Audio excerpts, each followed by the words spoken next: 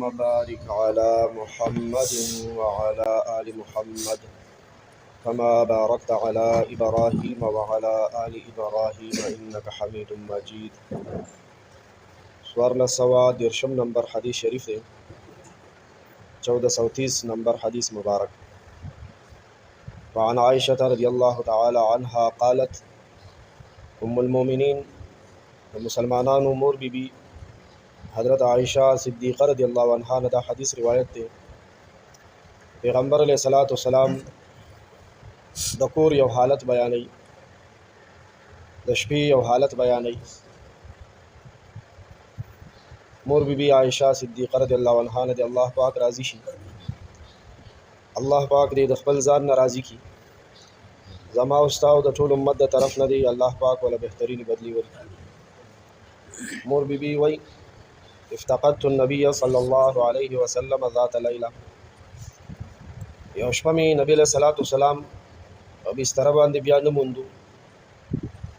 فتحسست نو لټون مې شروع، تحسست طلبته صلی الله علیه وسلم، نبی علیہ الصلوۃ والسلام تلاش مې شروع کو چې څه شو. تیار دا کوټه کې وړي کوټې دي، لاس باندې مې لټولو فاذا هو راکع، چې مې کته اچانک پیغمبر علیہ الصلوۃ والسلام منځ ته او منځ کې پر رکوع باندې دي، مانځه ولاړ دی او مانځه کې د رکوع حالت ته او ساجدون یا د سجدي حالت ته. یقول نبی علیہ الصلوۃ والسلام ته چې وګورئ نو دا دعا مبارکه دا تسبیحات ویل سبحانك وبحمدك لا اله الا انت یو ځلې وایي. دا د اوس وخت کې زموږ او تاسو نه یادېږي ښه ځکه موږ او تاسو د دې د یادولو نیت نه دی کړی. که داسې مې وویل که نه چې چا نن ورځ کې دا کلمات زر ځلې وویل که نه نو هغه ته به ماښام به زوی هم بړتي شي، د زوی ترقي به هم وشي، د زوی د لور رشته به هم وشي او یو لسته جیره به پټۍ به هم ورته میلو شي او بلا ډېر سره سپین به هم راشي او اوړه به هم ورکره ډېر شي. بیا یې کیدای شي په یو خپه م ووایو، یو خپه به م ولاړه یو به اوچته وي د ځمکې نه، بیا ویلی شو. که همداسې یو صرف د اجر او د ثواب خبره کې استاد چې تاسو پوه شئ طالبان او تبلیغیان پوه شئ، ښه موږ دې پکې نه وي. خو دا یو ځل خو وایي چې دا زبانونه هم د نبي علیه صلات وسلام په ویلی شوي دعا باندې پر نور او بابرکته خوشي کړه. سبحانك وبحمدك لا اله الا انت. نو درې ټکي او درې واړه تاسو له درځي خو بس جوړ غواړي. سبحانك هم وایي تاسو، وبحمدك نه وایو موږ، وبحمدك هم وایو، سبحانك وبحمدك. دا زموږ د ټولو یاد دي، څه نوي ټکي خو نه دي، زاړه دي وایو. یا اوس هم مانځه کې تاسو وویل، د جمع مونځ کې هم وایئ سبحانك وبحمدك او بل ټکی دی لا اله الا انت.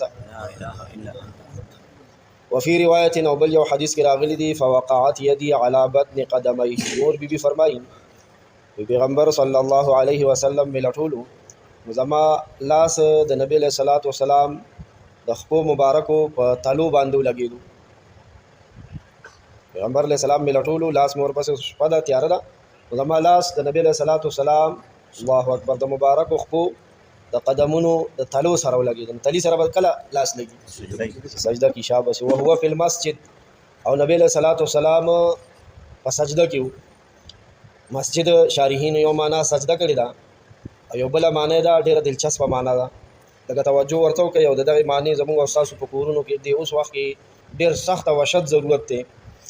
او هغه معنا ده مسجد ته وایي. دا موږ چې ورکې ناستو دا څه دی؟ مسجد. د مسلمانانو جماعتونه په دوه قسمه دي، د مسلمانانو مسجدونه په دوه قسمه دي. یو د محلي مسجد دی کې به نارینه راجمع کېږي، یو امام پسې به فرض مونځ کوي، او یو د کور مسجد دی، مسجد بیت ورته وایي. مسجد بیت د کور مسجد، مسجد محله محلي مسجد. پیغمبر علیه الصلوۃ والسلام په خپل کور کې ځان لا مسجد بیت جوړ کړی و. د مانځه ځای د وړي جمي د مانځه ځای هغې کې نوافل نفل منځونه باقاعده مونږ ته خپل شریعت ویلی دي چې نارینه به هم په کور کې ځان لا د مانځه ځای جوړوي، او وایي چې په کوم کور کې د مانځه ځای جوړي او د مانځه د ځای د صفایه او د خوشبو او د رڼا انتظام پکې کېږي، د دغه کور څومره ضروریات دي الله پاک به خپلو خزانو نه پوره کوي. سبحان الله.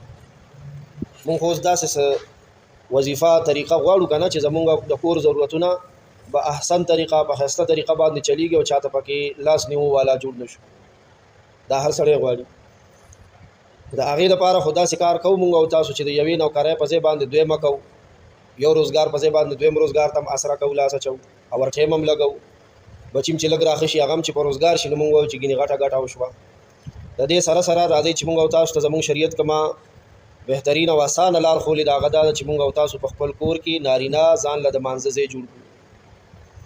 وایي چې کله کور جوړېږي، کور یو سړی کور نوی کوي یا کور د بنیاد نه جوړوي او نقشه کله اچي او دې مصري ته او ګلکار ماما ته وایي چې ماله پکې پیله په کور کې خو ډېر څیزونه یې که نه، ډیوډۍ جوړېږي، برنډه جوړېږي، کچن جوړېږي، باتروم کمره جوړېږي، د ګاډي دپاره ځای جوړېږي. خو چې لومبنۍ پکې د مانځه د ځای بنیاد واچولی شي چې دا مونږ یو وړه غونته کوټه یا برنډه یا کمره جوړو، دې مقصد دپاره چې دې کې به زنانه خپل فرض مونځ کوي او مونږ نارینه به پکې سنت په کوجه کې وتر نفل دا مونځونه به پکې کوو. وایي دا اوس آبادي خو ګران کار دی که نه، مالداره نه مالداره سړی هم د آبادۍ ته دا پیسې نه ټینګېږي. ته به کاپۍ جیب کې واچې چې ورګه دوه څیزونه یو نیم شی به دې نه اخیستی، ته به بیا په جیب ګوتې وایې چې پیسې څه شو چا پټې کېږه څنګه چل داسې لګي، آبادۍ ته نه ټینګېږي.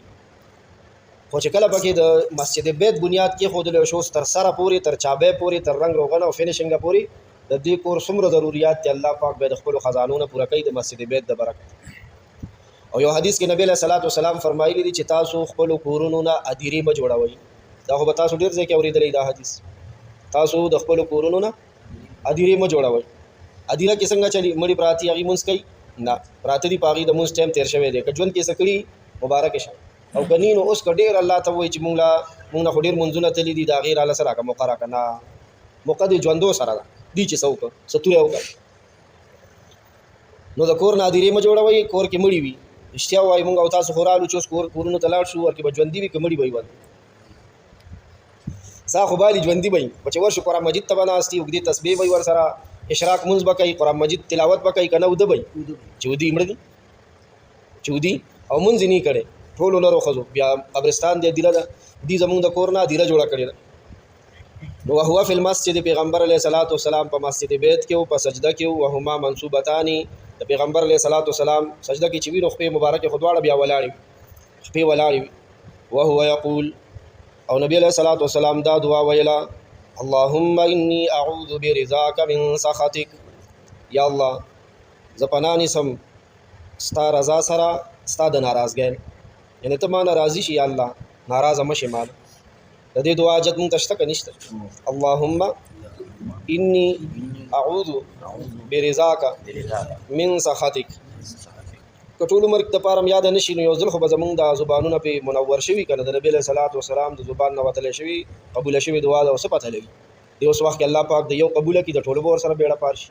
اللهم انی اعوذ برضاک من سخطک وبمعافاتک من عقوبتک. او ستا عفو سره پناه نیسم ستا د سزا نه، یا الله ما سره د عفو معامله وکړه، سزا مه راکوه. عفو په هر کار کې نرمي، ما سره نرمي وکړه یا الله. وبمعافاتک من عقوبتک واعوذ بک منک، همزه به درله وایم نو واعوذ بک منک، او تا سره پناه نیسم ستا د عذاب نه. لا احصي ثناء علیک، زه احاطه نشم کولی ستا د ثنا، زه ستا تعریف نشم بیانولی. انت کما اثنیت علی نفسک، څنګه چې تا ثنا او تعریف د خپل ځان ویلی. دې کې عاجزي شو، انکساري شو. یقینو که بنده د الله تعالی په دې بېشماره نعمتونو کې د یو نعمت هم پوره شکریه نشي ادا کولی، د یو نعمت، نو سره د دې چې بنده ته د شکر او د الله تعالی د حمد او د ثنا حکم دی چې دی به شپه ورځ او ټایم په ټایم د الله حمد او ثنا بیانوي. خو که دی ټول عمر هم د الله تعالی حمد او ثنا بیان کړي بیا هم د الله تعالی د یو نعمت شکر نشي ادا کولی. د الله تعالی چې څنګه ثنا او حمد پکار دی او خوشامدي هغه شان خوشامده ثنا حمد پرزونې دا بنده نشي پیش کولی، عاجزه دی.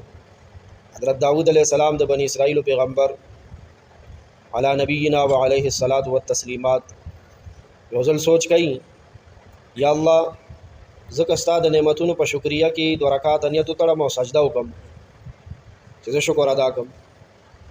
نو یا الله دا د شکر توفیق چې تا مال راکو د سجدې د 2 رکعاتو شکرانی خدا دې را باندې بل احسان وکړو. اوس د دې احسان شکر ادا کولو لپاره به نور 2 رکعات د شکرانی کوم. هغه به بیا ستا توفیق سره کیږي. هغه بل مستقل نعمت شاغله به بیا سجده لګوم. هغه سجده به مستا توفیق سره نو هغه به بیا بل سجده لګوم. نو خدای که زستا د یو نعمت د شکر د لپاره د خپل ټوله ژوندۍ سجده کې تیر کوم. ټوله ژوندۍ څوک سجده کې نشي تیر. زمونږ استاد خو کله سجده وکړه شو نو بیا د استاد جی عزت خپل لاس کې دی. کوم خامخ سن شو ویلې بهاري خیر نشته بیا. مړه خو دومره وګدي سجده کوي چې دومره وګدرو کو کوي. نو ټول عمر به سجده کې څنګه تیر کوم او ټول عمر هم کا سجده کې تیر کوم. یا الله زستا د نعمت شکر نشم ادا کولې. دی پوینټ ته او دی نقطې ته حضرت داوود علیه السلام د بنی اسرائیل پیغمبر او رسول نو وحی ورته رااله. الله پاک ورته فرمایي وې زما بنده داوود اله دې اوس زما شکر ادا کله دې ځان ته بې وسه او عاجز وویل بس دغه وخت کې دې زما شکر ادا کو یا ارحم الراحمین.